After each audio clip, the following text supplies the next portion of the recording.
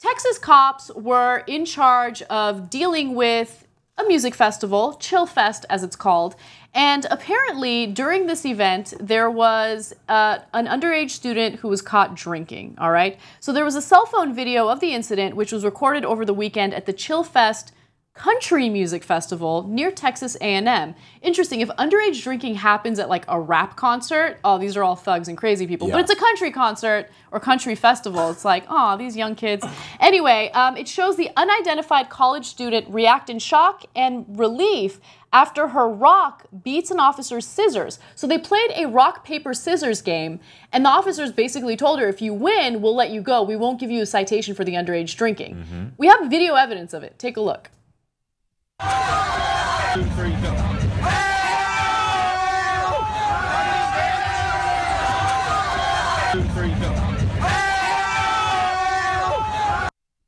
That's amazing. So look, I don't think that she should be thrown in prison and we should be super harsh with her. But I mean, how do you compare and contrast this story to other stories that we've covered just this last week when it comes to police dealing with minorities? Yeah, I mean, it's a double standard which needs to be addressed, and this type of video allows us and gives us a entry point to be able to have this conversation. When it comes to race and sex, there's a double standard when it comes to police officers. I've been in the car with female friends who have said something, cried, and they've used that power to then get away with a ticket. And for some reason, this is what we do in this country. That's why the last story, you know, they're afraid of powerful women. And so, you know, they're using, it's just disgusting. And then when you have race involved with it as a black man, it's sad because we know that black men are 21 times more likely to be arrested or shot or killed when it comes to dealing with police. There's no way that a police is ever going to stop me and say, hey, let's do rock, paper, scissors, and then you can go on your way. It's not happening. So it's pretty disgusting. Of course, this little girl, she's too young. She shouldn't have been drinking. Don't want her in jail. But it's the deeper conversation we should be having here about police and enforcing and... Yeah, exactly.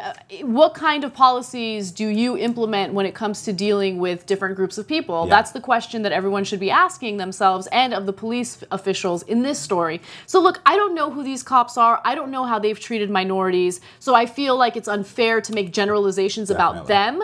But I do see in story after story that there are different treatments for different groups of people. And let's just compare one story that recently happened. So there was a black junior college student who was playing a basketball game against 2 Philadelphia police officials, and apparently he beat them, and then the cops tried to arrest him. We have video of it. It went viral. Let's take a look at that. Oh, where you going? Oh, shit! Oh, shit! Oh, where you going? Oh, shit! Oh, shit! All right, so that video goes viral, and it showed Samir Hill, that's the guy who was playing against the police officers, a point guard at Allegheny College in Maryland. I hope I said that right.